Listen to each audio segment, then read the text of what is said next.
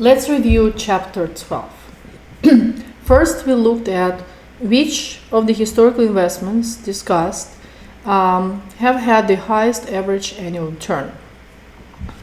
So the answer to this question is small cap stocks or small company stocks.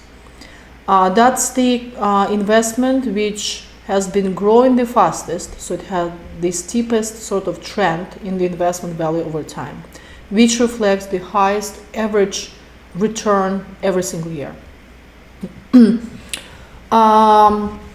Which of the historical investments discussed have had the highest risk? Same answer, small company stocks.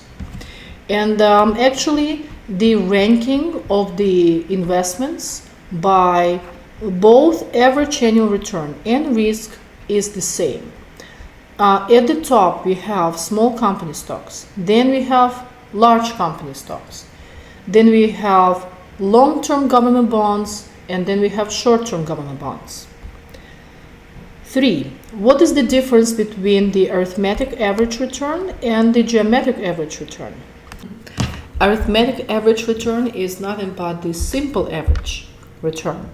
That's when you invest your money, for just 1 year, and you're looking at before and after, how much you invested at the beginning of the year and how much your money grew to by the end of the year, what the percentage change is.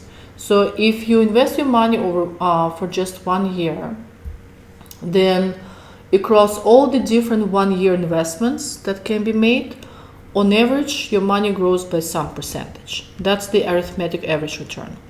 Now, what is the geometric average return? Here, your investment period is not 1 year. It's longer than that.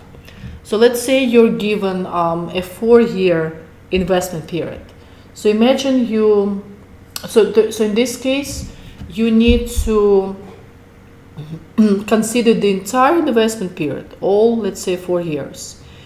And you need to calculate what's implied about the return you're making every year that would be compounded annually.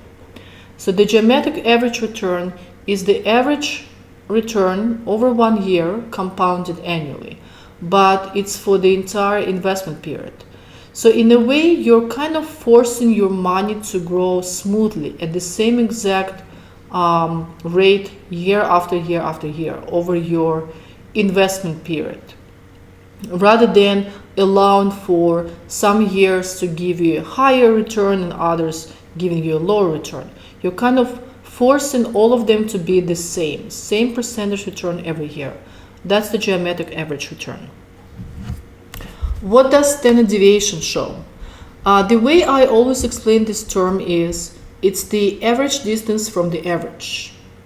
So you first calculate on average what return you are earning, and then you're focusing on the actual returns, which are kind of scattered around that average, and you're calculating on average how far those actual returns are from the average, going sort of through all of them in the middle. And that's the average distance from the average, whether it's above or below the average. So the standard deviation is always a positive number. It's never a negative number. What is meant by capital market efficiency?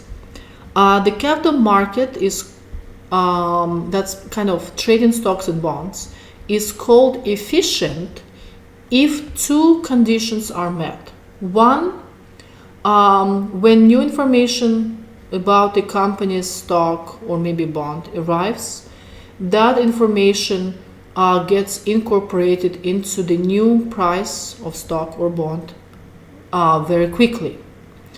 And the second condition that must be met for the market to be called efficient is that when this new adjustment in the price happens, it is done correctly. So there is no overshooting, so to speak, where the price would like overshoot and like jump too high up and then later adjust to a lower correct level. There is no such sort of mispricing and everything gets priced correctly and quickly. So correct and quick adjustment to the new information that comes in. That's what makes capital market efficient. And the last bullet point is, what are the three forms of market efficiency? The three forms are weak form, semi-strong form, and strong form. Weak form efficiency means that the information that's reflected in stock prices only reflects historical information about the company. Semi-strong form means that the information incorporated in stock prices is past information and current publicly available information.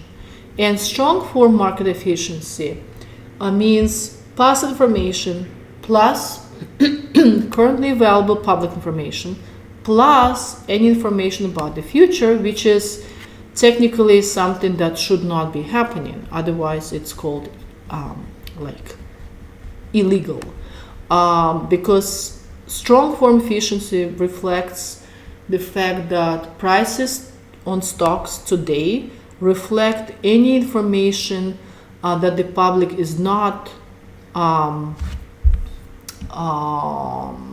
aware of, something about the company's future. So we are basically talking about some sort of insider information. And if that's already reflected in the stock price today, then that's, something is wrong. It should not be the case. A lot of research has been done about kind of trying to see how exactly stock prices are, changing and what kind of information makes those changes.